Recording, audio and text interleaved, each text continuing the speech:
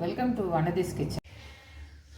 வாங்க இன்னைக்கு ஆப்பத்துக்கு ஒரு வெஜ் ஸ்டூ ஒன்று பண்ணி காட்டுறேன். இதில் நான் ஒரு உருளைக்கிழங்கு, ஒரு கேரட் பொடியாக கட் பண்ணி வச்சுருக்கேன், 2 வெங்காயம் கட் பண்ணி வச்சுருக்கேன், ஒரே ஒரு தக்காளி, காரத்துக்கு 4 பச்சை மிளகாய். உங்களுக்கு காரம் எவ்வளோ தேவை? இது ரொம்ப காரம் போட்டால் நல்லா இருக்காது, கொஞ்சம் காரம் மைல்டாக தான் இருக்கும். ரொம்ப காரம் அதிகமாகிடுச்சுன்னா இந்த தேங்காய் பால் விட்டு பண்ணுறதுனால இது டேஸ்ட் கொஞ்சம் மாறிடும்.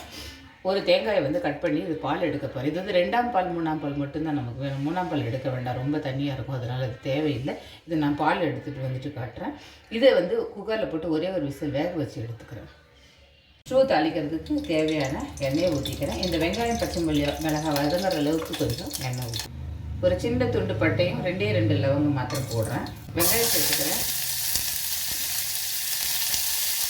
பச்சை மிளகாய் போட்டுக்கிறேன், கருவேப்பிலை போட்டுட்டேன். இந்த வெங்காயம் நல்லா வதங்கட்டும். அந்த மிளகாய் வேறு எதுவும் காரம் கிடையாது, இந்த மிளகாய் மட்டும்தான். இந்த மிளகாய் நல்லா வதங்கி அதில் காரம் இறங்கணும். ஒரு சின்ன துண்டு இஞ்சியை நசுக்கி போட்டிருக்கேன். பூண்டு போட வேண்டாம், இதில் இஞ்சி பூண்டு பேஸ்டெல்லாம் போடக்கூடாது. வெங்காயம் வதங்கிடுச்சு, தக்காளி சேர்த்துக்கிறேன். தக்காளி வதங்கக்கூடாது, அப்படியே முழுசாக தான் இருக்கணும், கொஞ்சம் போல் லேசாக வதங்கினா போதும். வேக வச்சு உருளைக்கிழங்கு கேரட்டை சேர்த்துக்கிறேன்.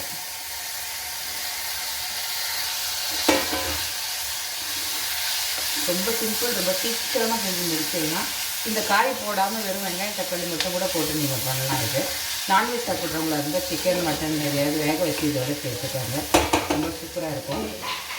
2வது பால் இதை ஊற்றிடுறேன். இதை ஊற்றி இது கொதிக்கணும். இந்த 2ஆம் பால் போட்ட உடனே உப்பு சேர்த்துக்கோங்க.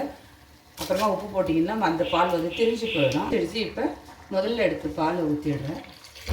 ஊற்றிட்டு ஸ்டவ் ஆஃப் பண்ணிடணும், கொதிக்கக்கூடாது. இது கொதிச்சுன்னா திரிஞ்சு போயிடும். வெஜ் ஸ்டூ ரெடி ஆகிடுச்சு. பிடிச்சதை லைக் பண்ணுங்கள், ஷேர் பண்ணுங்கள், சப்ஸ்கிரைப் பண்ணுங்கள். நன்றி, வணக்கம்.